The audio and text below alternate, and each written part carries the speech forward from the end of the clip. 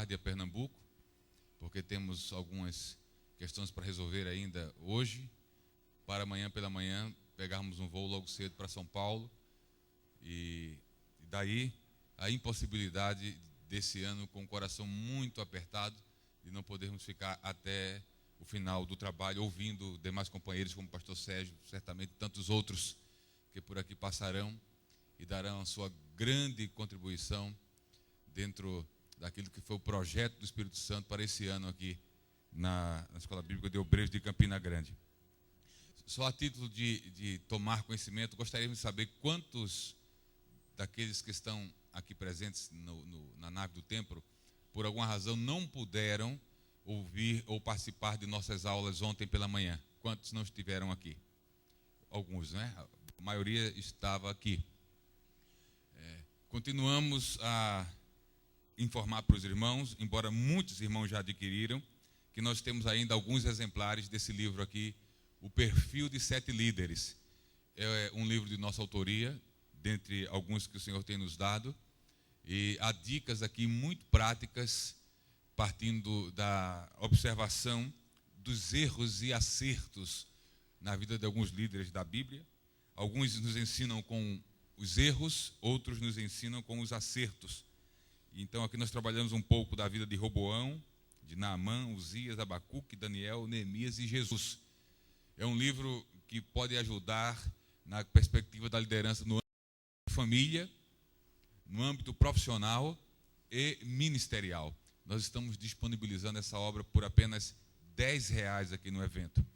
Após a nossa participação, o presbítero Carlos Antônio, que nos acompanhou, ele estará atendendo aqueles irmãos que desejarem o livro, aqui ao lado, próximo do local ali de inscrição da escola bíblica.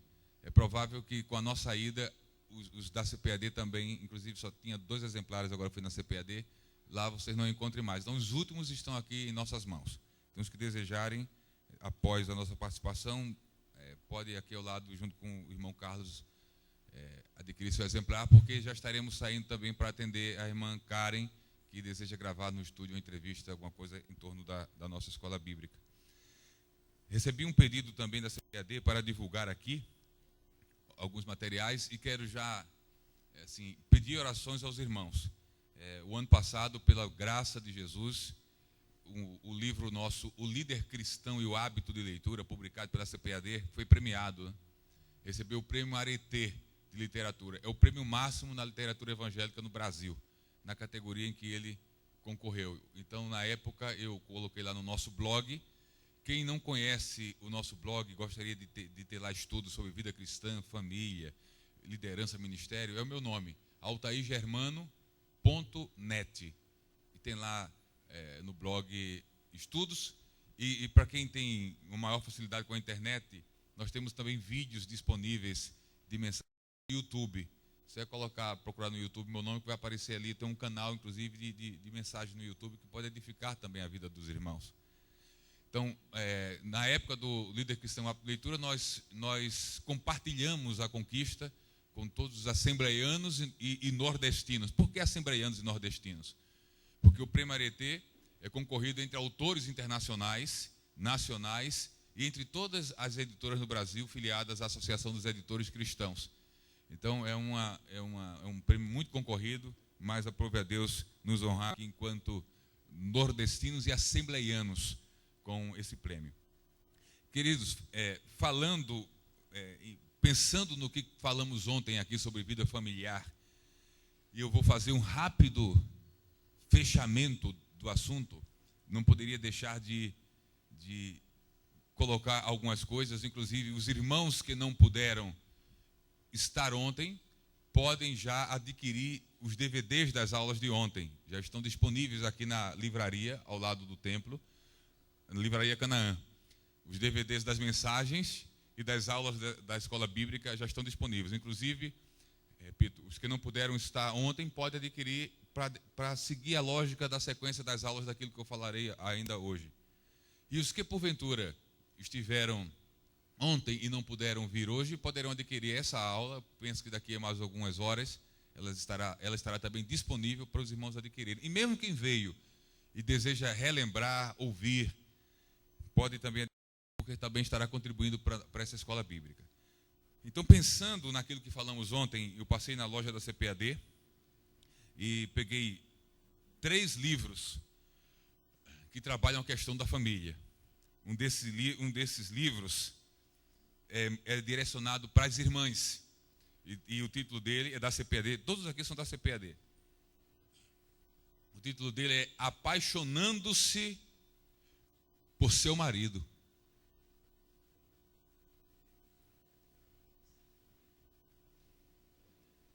Interessante o título, né? É interessante e verdadeiro, porque é possível estar casada com, sem estar apaixonada por. Então, não basta... agora a gente vai fazer uma dinâmica aqui, que o marido e a mulher vai casar. O marido e a mulher vão falar juntos. Digam comigo, se confiarem assim, não basta estar casado, tem que estar apaixonado. Se não tiver, estamos trabalhando para isso aqui. Trabalhar o caráter libera a alma para se apaixonar de novo. Ou para se apaixonar de novo, ou para se apaixonar. Porque tem gente que casou e nunca foi apaixonado por quem casou. Mas vamos para frente. Compra o livro, tem umas dicas aqui. Aqui é mais para as irmãs, mas os princípios servem para os maridos também. Um livro também que eu vi lá muito interessante. 10 Mandamentos do Casamento. Esses livros, irmãos, tratam de conflitos conjugais, tratam de problemas na área da sexualidade, tratam de problemas na área da comunicação, tratam de problemas de perdão. Perdão é um elemento indispensável no casamento. Sem perdão, nenhum casamento vai muito longe. Então, os 10 mandamentos do casamento e projetos para um casamento sólido. Construir, remodelar, reparar o casamento. Mas nós estamos trabalhando aqui na perspectiva do caráter. Então isso aqui cabe certinho. Quando a gente constrói um bom caráter, quando remodela um caráter deficitário, ou quando há reparações nesse caráter não muito bom, o casamento acaba sendo beneficiado também. Todos disponíveis na CPAD. Fora do contexto do casamento, para os estudiosos da palavra, e aqui estão eles na nossa dianteira e retaguarda, Vicente, Estudo no Vocabulário Grego do Novo Testamento. Isso aqui é uma obra que eu recomendo para quem tem noções básicas das línguas originais da Bíblia Sagrada. Mas mesmo quem não tem, pode... Não. Eu não vou fazer propaganda enganosa. Essa obra é para quem tem fundamento básico em grego. Eu abri agora para confirmar uma informação. Algumas obras exegéticas trazem os termos nas línguas originais e transliterado. Então, quem não tem noção da língua original pode ler por causa da transliteração. Aqui as expressões em gregos não são transliteradas. Então, tem que saber ler grego mesmo para usufruir dessa obra. Então, essa obra é para quem foi iniciado no grego do Novo Testamento. O melhor livro publicado no Brasil, não sei no mundo, mas o melhor livro publicado no Brasil sobre parábolas, compreendendo as parábolas de Jesus, o melhor. Ele traz uma abordagem bíblica, traz uma abordagem histórica, como os pais da igreja interpretaram as parábolas, traz uma abordagem exegética. Resumindo, é o melhor livro para quem quer dar um estudo ou pregar sobre parábolas na Bíblia. Aborda exaustivamente os elementos culturais envolvidos nas parábolas e é uma ferramenta indispensável na biblioteca do obreiro. Com essas divulgações, todos estão disponíveis na loja da CPAD, que está aqui ao lado ali da tenda. Queridos, vamos à nossa apostila, página de número 24, contando ainda com a graça de Jesus e a intercessão dos irmãos.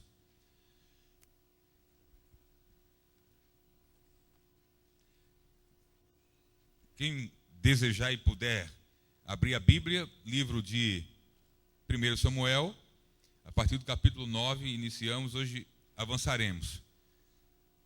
Estamos trabalhando sobre legitimidade do caráter, temas nos passados, vindo de uma análise do estudo de caso sobre o caráter de Saul, que na nossa primeira aula, ou segunda, falamos que é um dos caráteres ou personalidade mais complexa e instável.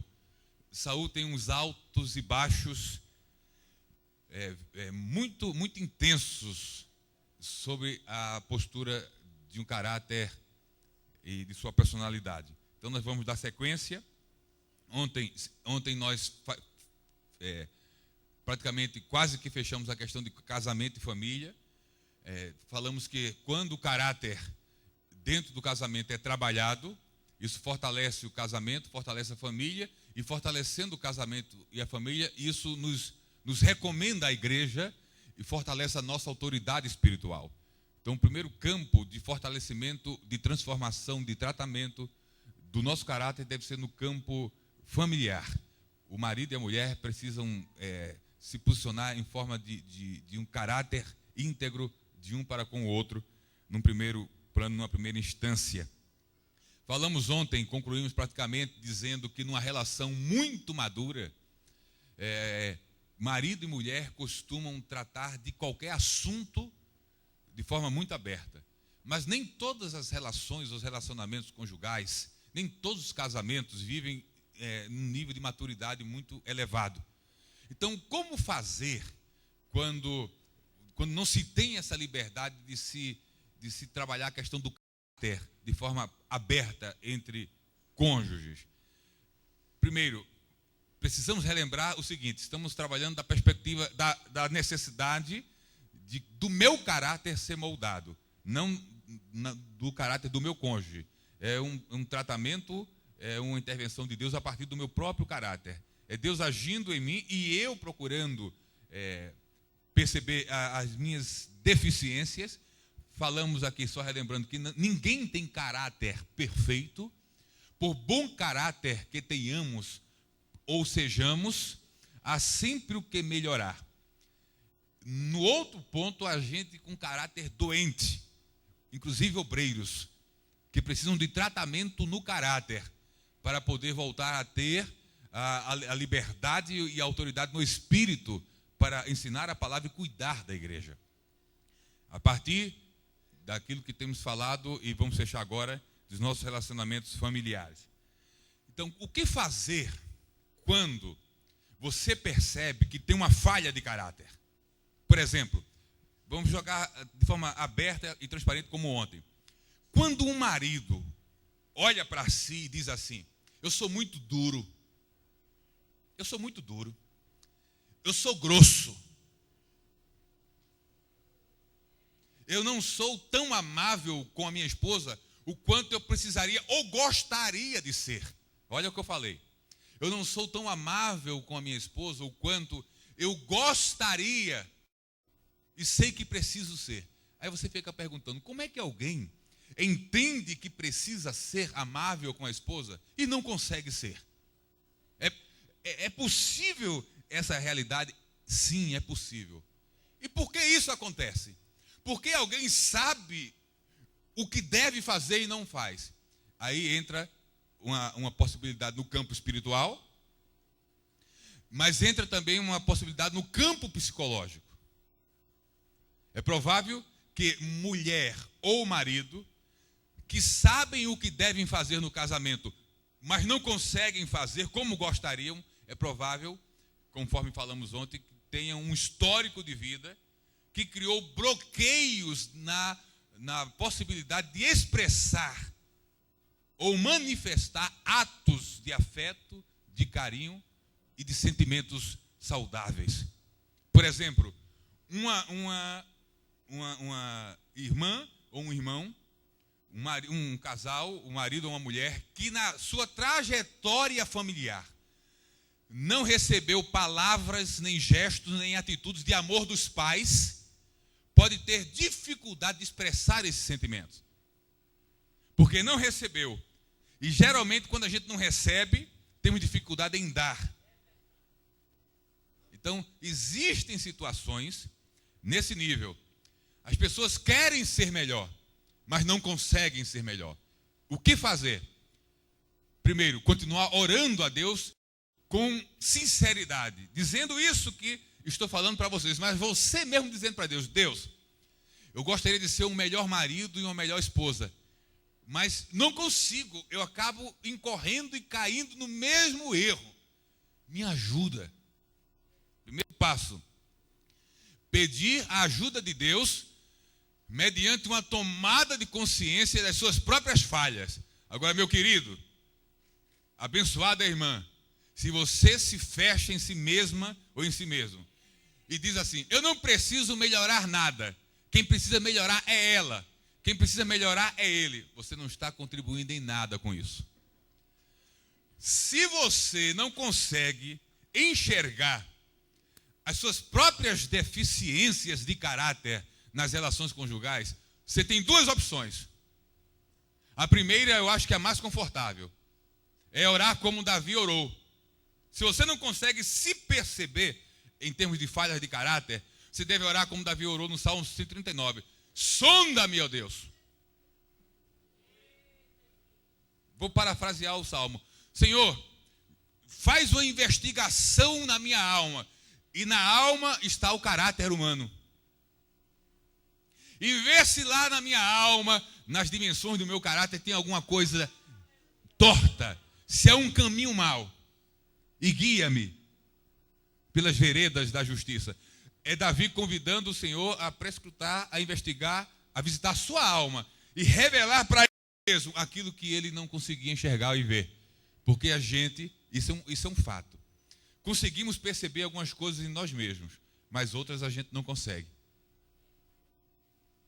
Nós somos, em algumas áreas da vida, somos desconhecidos de nós mesmos.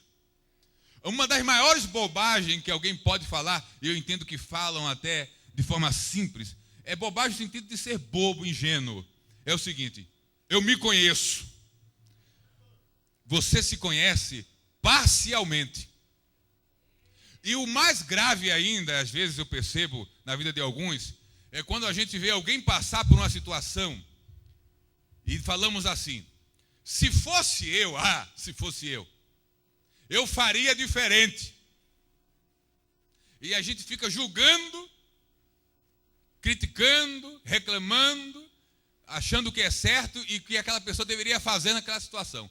Aí um dia somos nós. E sabe o que acontece? A gente faz pior.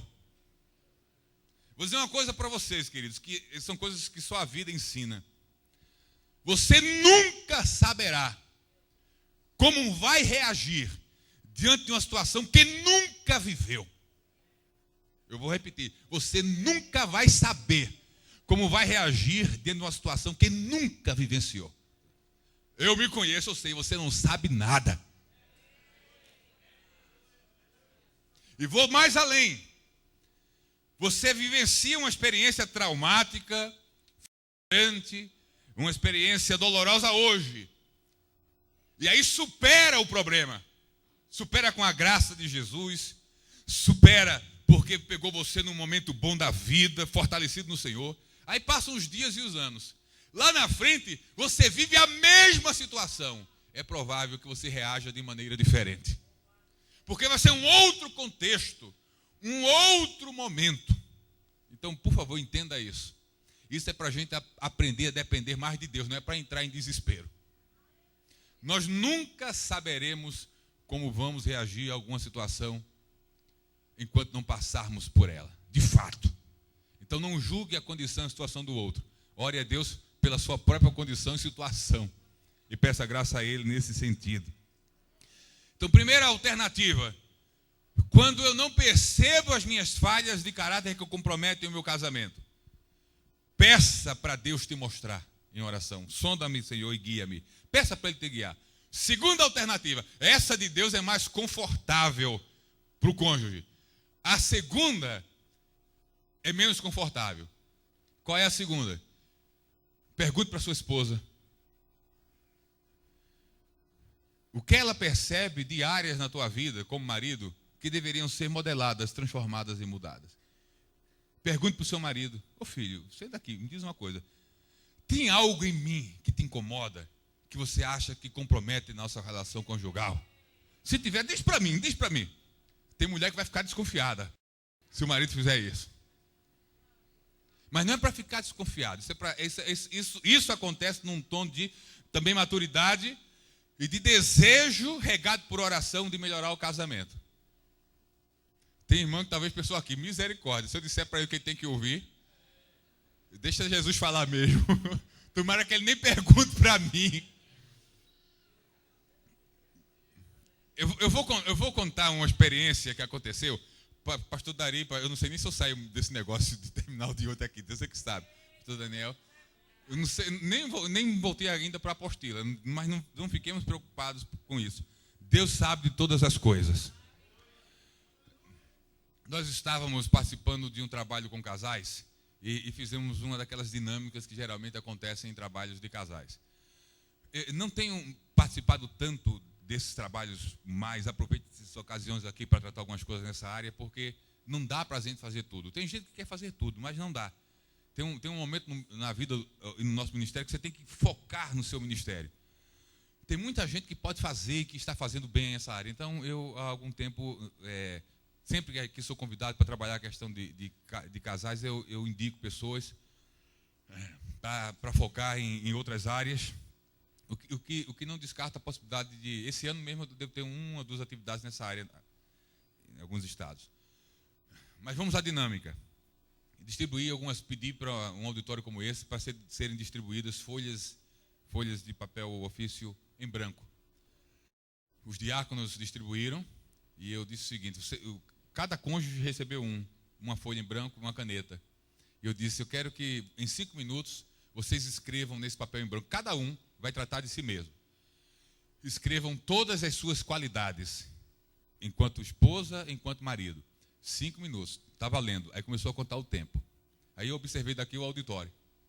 Mas as canetas trabalharam. Cada um que escrevia. O que eu previ aconteceu. Uma mão se levantou lá atrás. Pois não, querido. Pastor, dá para arrumar outra folha? Eu, dá sim. Aí, aqui também. Aí algumas pessoas pediram e fizeram isso aqui. Glória a Deus, né? Que bom. Essas qualidades no casamento é para dar glória a Deus mesmo. Aí deu 5 minutos, eu parou. Guarda aí. Então vai circular aqui mais folhas em branco. Aí circulou. Aí eu disse assim, agora vocês têm mais 5 minutos para escrever o que você percebe em si mesmo, de suas deficiências como marido e a esposa como esposa. 5 minutos, está valendo. Aí o pessoal ficou meio parado assim, olhando. Aí começou olhando para mim. Daqui a um pouco estava olhando para o teto. Procurando lembrar a primeira. E eu vi gente se dirigindo para a esposa e dizendo assim, me ajuda aí. E ela dizendo, eu já quero ajuda.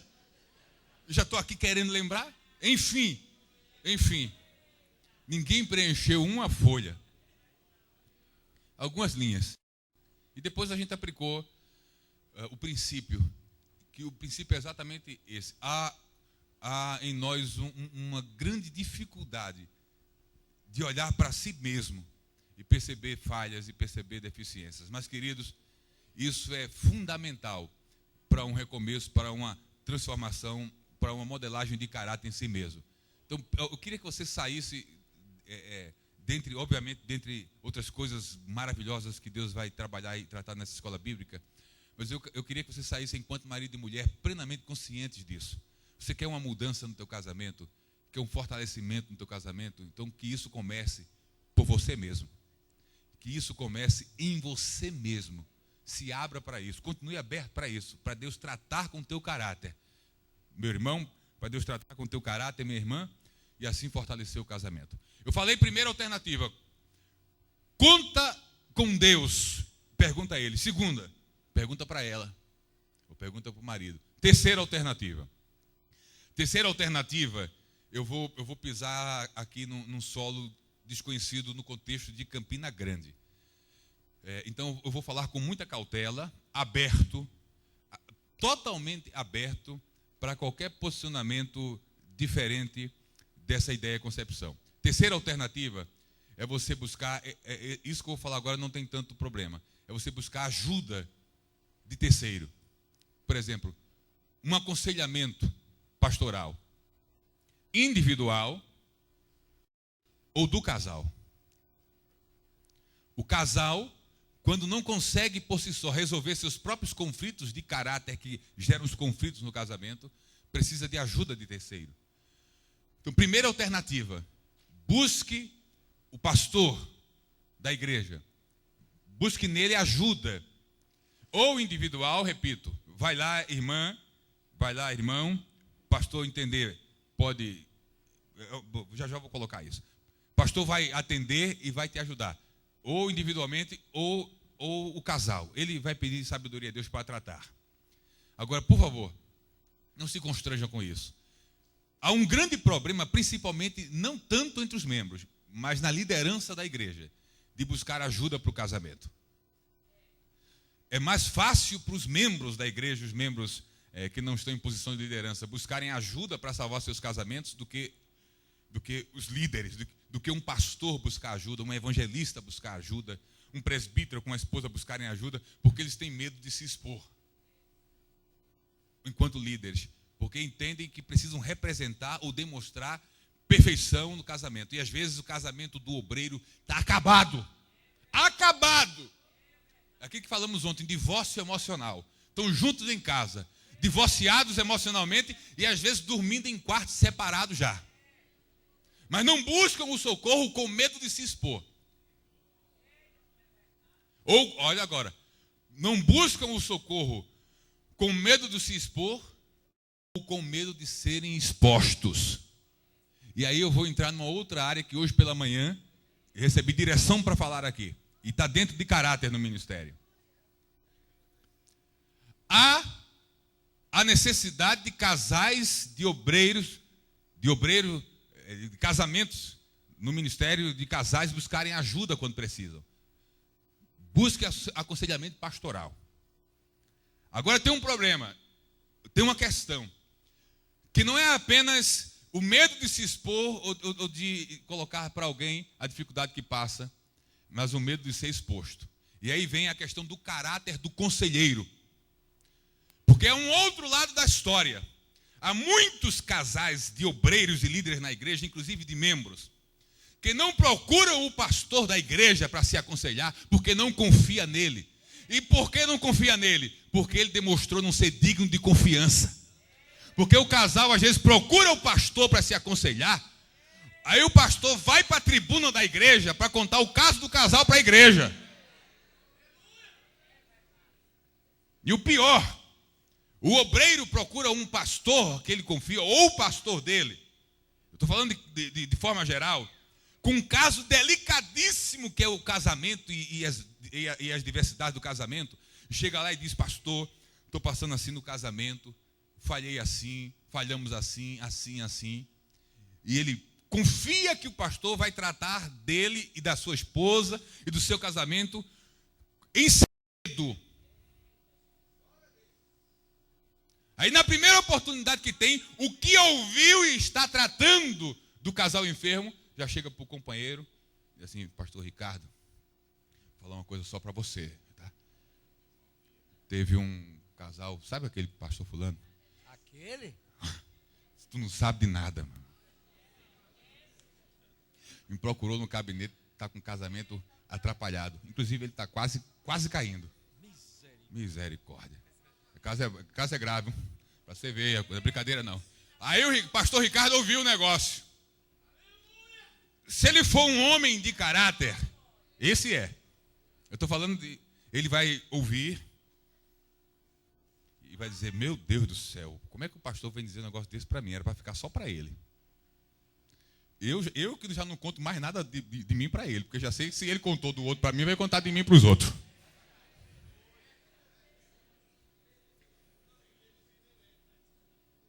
Aí o que acontece com isso? O obreiro perde a credibilidade.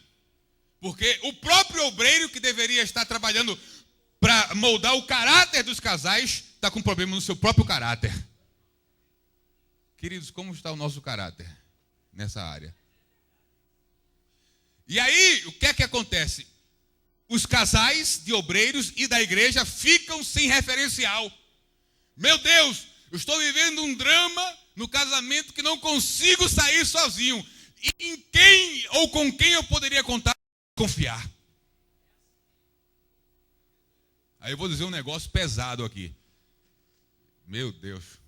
Porque aqui em Campina Grande eu estou tranquilo. Eu penso que estou. Eu espero que esteja.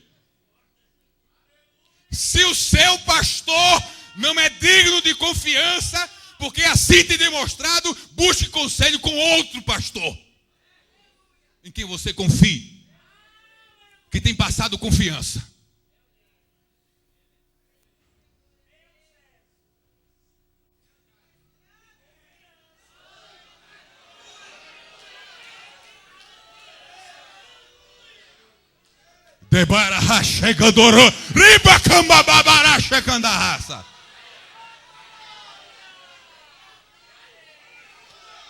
Só não deixe teu casamento se acabar por falha do caráter de pastor algum.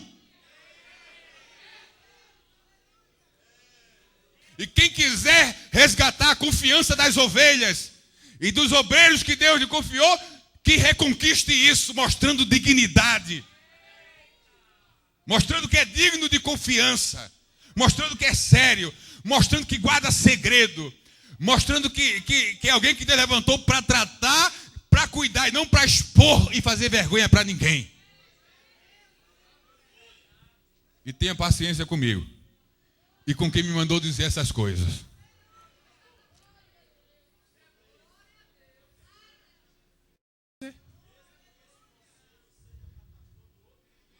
Olha, querido, para mim não tem problema. Eu não estou preocupado com... Eu vou reverberar a pergunta. E se for um pastor de outra denominação? Se for um pastor de caráter e sério, busque com um homem de Deus, não importa a bandeira da denominação. Ele precisa ser homem de caráter. Agora, por favor, faça isso como exceção. Na falta de ajudador, na falta de conselheiro íntegro. Isso não é para você sair daqui buscando resolver todos os seus conflitos com tudo que é pastor em Campina Grande e no Brasil, não. Porque aqui você tem pastor.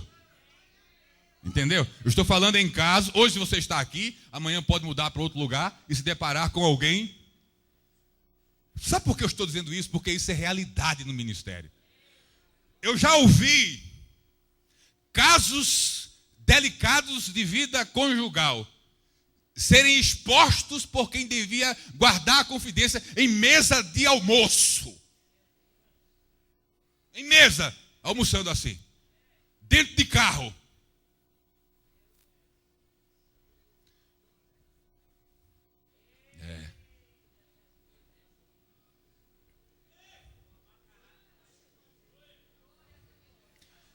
Que Deus transforme e molde o meu caráter.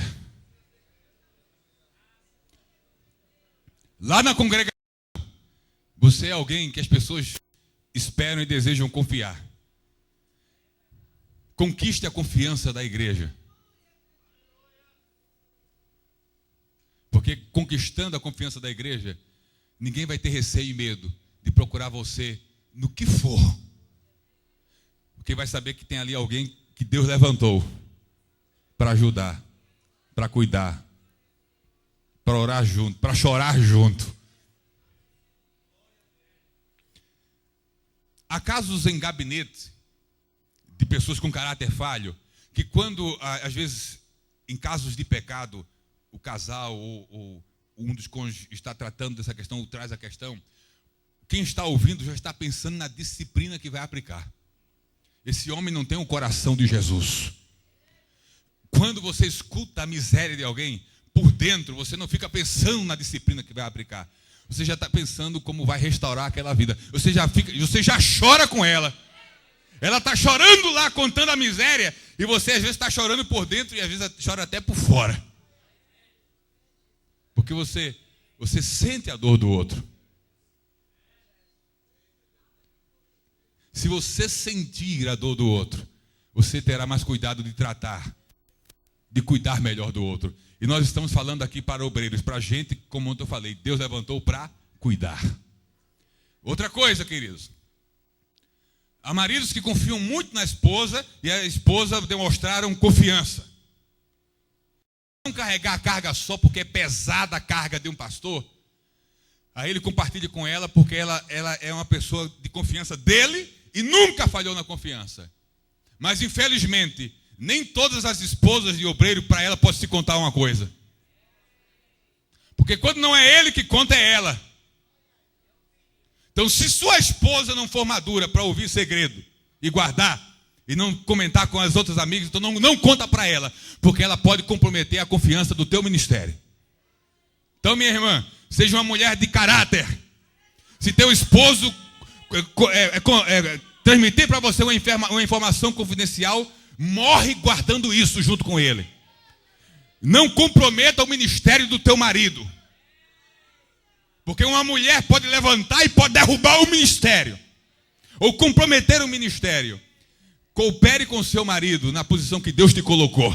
Seja também uma mulher de caráter. Uma mulher onde as irmãs da igreja podem procurar para confidenciar coisas e saber que serão aconselhadas e ajudadas. O mesmo princípio serve para as irmãs. Pastor Daniel, o senhor pastor da igreja, fique à vontade para remendar, corrigir, apagar, desmanchar. Só tem liberdade daquilo que estamos nos posicionando e colocando. Aqui em termos dessas questões que, repito, no caso da busca fora, são exceções que a gente vê em alguns lugares por aí, a necessidade. É melhor buscar fora do que morrer. É melhor buscar ajuda fora do que morrer dentro.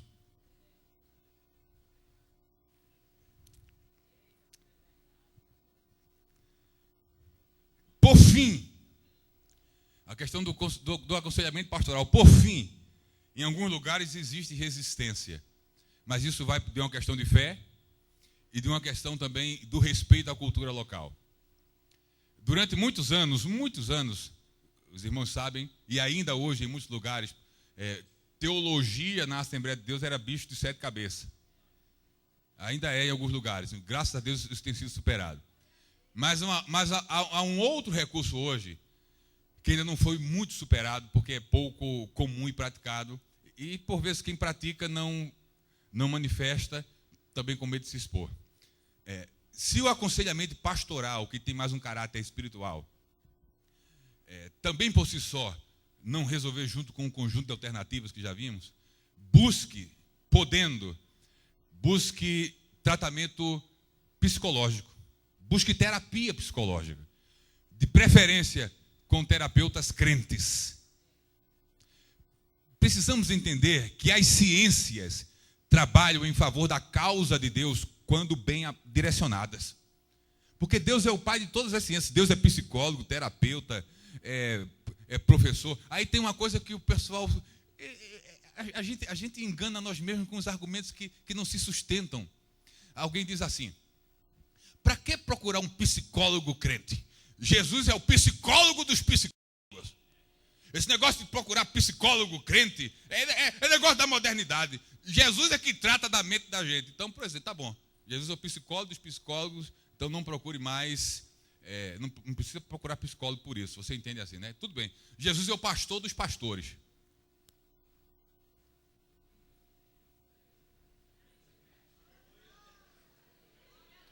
Se você acha que por Jesus ser o pastor dos pastores não precisa do pastor Daniel, vai pular fora.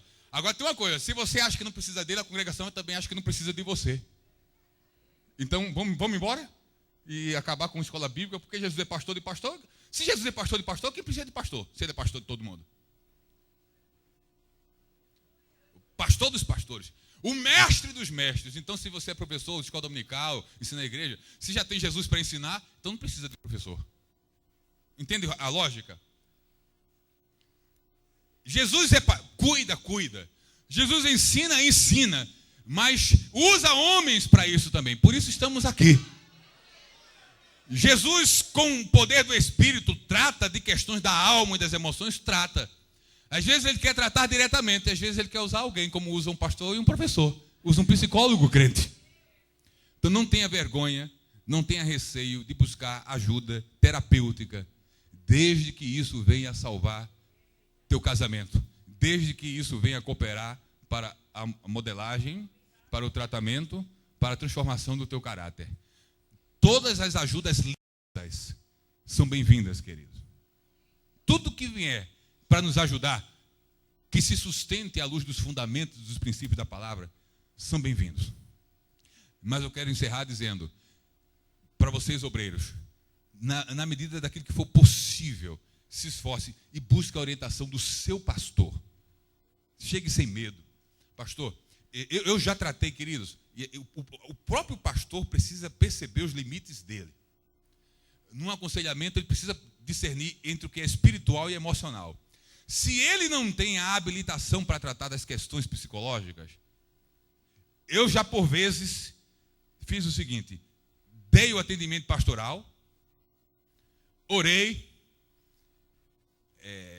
confortei e disse: se você puder, procure ajuda clínica. Se precisar, procure até psiquiatra. Porque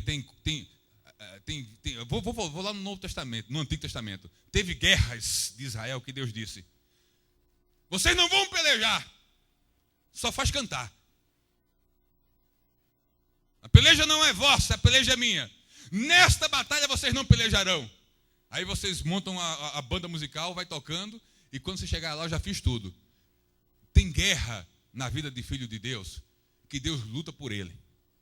E tem guerra na vida de filho de Deus, que Deus luta com ele. Quando Deus luta por nós, ele diz assim: você não busque nada, não faça nada, quem vai fazer sou eu. Aí fica quieto. Aí comprimido não resolve, terapeuta não resolve, conselheiro não resolve, é ele que vai resolver. Mas ele diz, ele orienta. Ele diz: fica quieto. E precisamos discernir a voz dele nesse momento. Mas tem hora que ele não diz nada. Tem hora que ele não diz nada. É a hora que possivelmente ele quer que a gente lute. Porque enquanto houve batalhas que Deus lutou pelo povo, teve batalhas que Deus lutou contra o povo. O povo teve que pegar a espada e brigar e lutar com todos os recursos, enquanto Deus fazia parte dele. Vocês fazem o seguinte: vocês lutam aí embaixo, que eu seguro o tempo aqui em cima. O termo bíblico é: o sol parou, a terra para. Vocês fazem o seguinte: vocês batalham, está já escurecendo, está mudando a fase do dia. Então vocês lutem aí, porque essa parte é com vocês. E a minha parte eu faço aqui, eu paro o universo todo o sistema planetário. O tempo para eu dar vitória para você. Agora luta aí, que eu trabalho aqui. Faz daí, que eu faço daqui. Entendeu?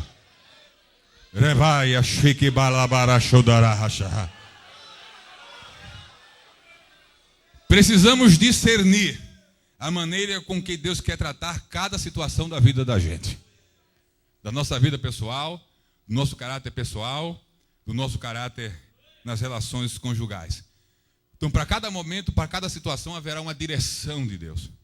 O que poderíamos deixar de fazer nessa manhã é de apresentar para os irmãos essas diversas possibilidades, que por vezes não conseguem ser percebidas e enxergadas pelas pessoas.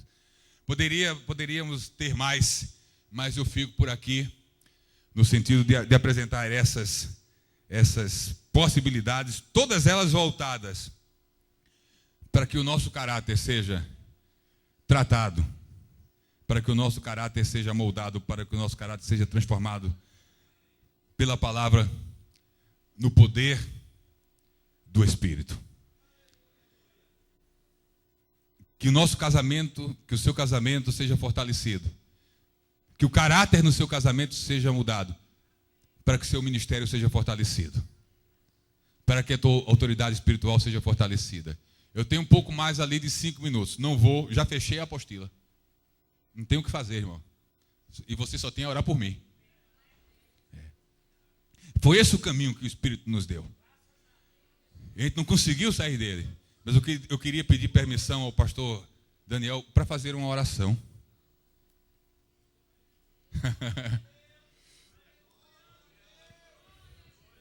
Escuta bem, ainda permanece sentado só um pouco. Você vai pensar em tudo que falamos aqui dentro dessa nossa área que abordamos. Eu pensei que ia falar uns 10 minutos nisso e ia avançar na apostila. Deus me segurou aqui. Por que Deus nos segurou aqui? Porque Ele sabe que é da vida a dois que depende todo processo do ministério de quem é casado. Se não está bem no casamento, vai comprometer todas as áreas do ministério e da vida. Não dá para tratar do ministério quando a causa do problema está na vida conjugal, na vida familiar. Então nós vamos, em oração, nos colocar mais uma vez diante de Deus e colocar nosso casamento diante de Deus. Eu quero lhe lembrar umas coisas. Pense em você mesmo. Pense naquelas áreas da vida que você percebe que precisa de uma mudança de Deus. Que sua esposa já lhe disse ou não, mas você percebe. E a esposa a mesma coisa, querida irmã.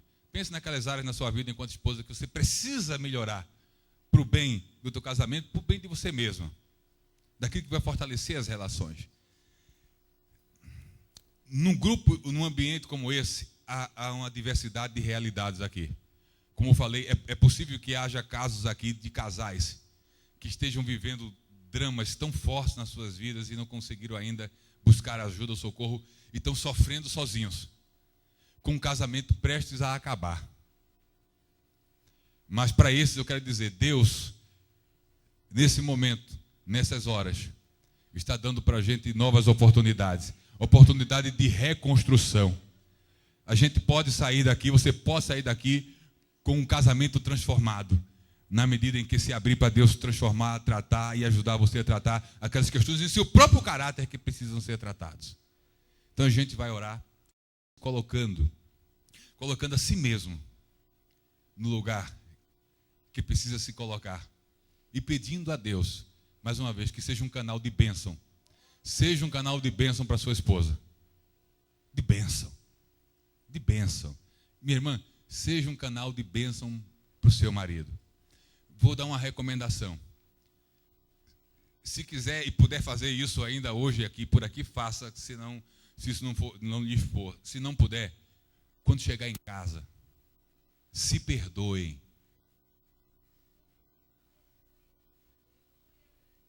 Quando chegar em casa, diz, nega, vem cá, nega. Nego, filho, vem cá, filho. Eu tenho um negócio para dizer para você e para pedir. Eu tenho uma proposta. Vamos se perdoar. Me perdoa no nome de Jesus por todos os males que eu tenho te causado. Vamos gozar os dias de casal que o Senhor ainda nos tem para dar. Vamos gozar isso. Goza a vida. Com a mulher da tua mocidade, goza a vida. Gozo, alegria. Que o Senhor reacenda paixões. Que aquele desejo intenso de namorar, de conversar, de passear, de rir e chorar um com o outro, de se abraçar, de se tocar, de se olhar no olho, de afagar o cabelo, de fazer um carinho. Quanto tempo você não faz nenhum cafuné na mulher, nem recebe dela? Em nome de Jesus, Deus está trabalhando na nossa vida. Há um direcionamento de Deus para transformar relacionamentos falidos e fracassados aqui entre nós. Deus trabalhará no nosso caráter. E deixa eu lhe dizer uma coisa. Na liberdade e com a autoridade do Espírito. Se você fizer tudo isso e ainda não mudar, aprove a Deus que Ele tenha misericórdia de ti e entre com cirurgia.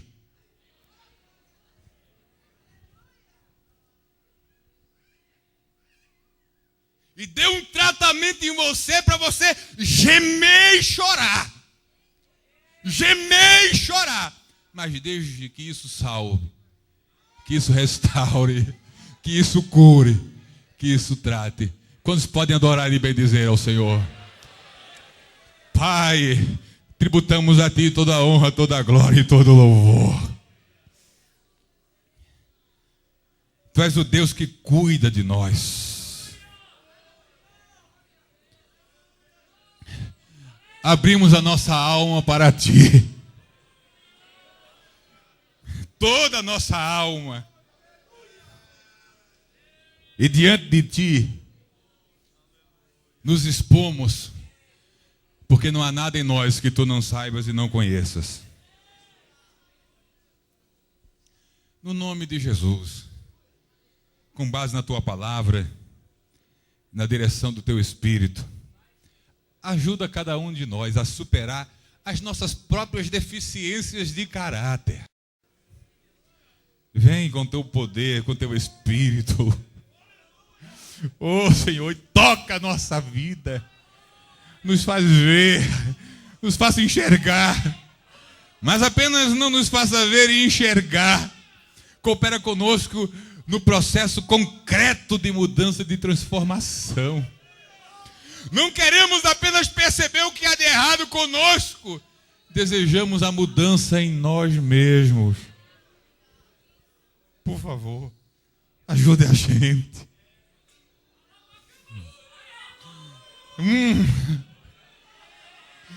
Ajuda aquele irmão, aquela irmã que luta contra o seu próprio temperamento, que faz força para não explodir, mas explode, que se segura para não dizer palavras duras, mas diz, que tenta se controlar para não se expressar de maneira inadequada, mas não consegue. Pai, no nome de Jesus, vem e nos trata, vem e me trata, vem e me cura, vem e nos liberta, em nome de Jesus. Nos orienta, nos orienta o tratamento, nos orienta o método, nos orienta a forma, nos mostra os meios, as ferramentas, trata da gente e trata com a gente.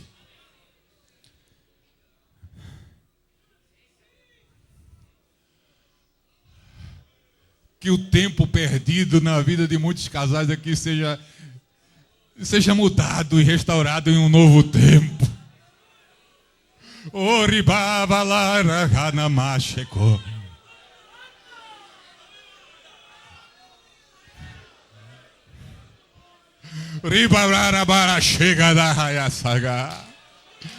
Repreende a ação de Satanás, destruidor de lares, Senhor.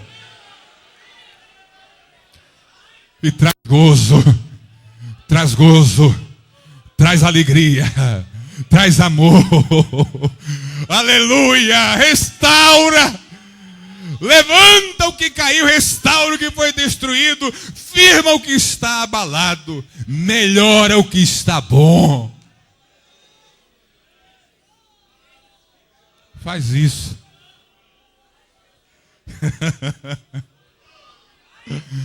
Confessamos diante de Ti os nossos pecados e nos arrependemos por eles.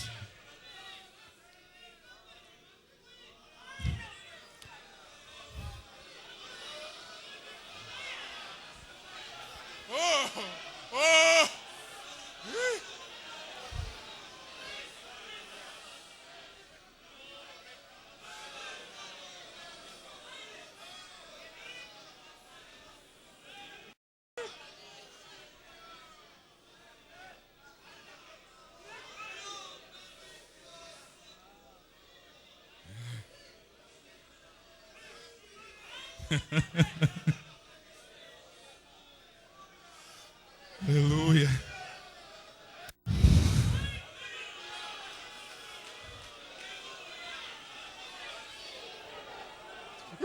Ravala Kajana.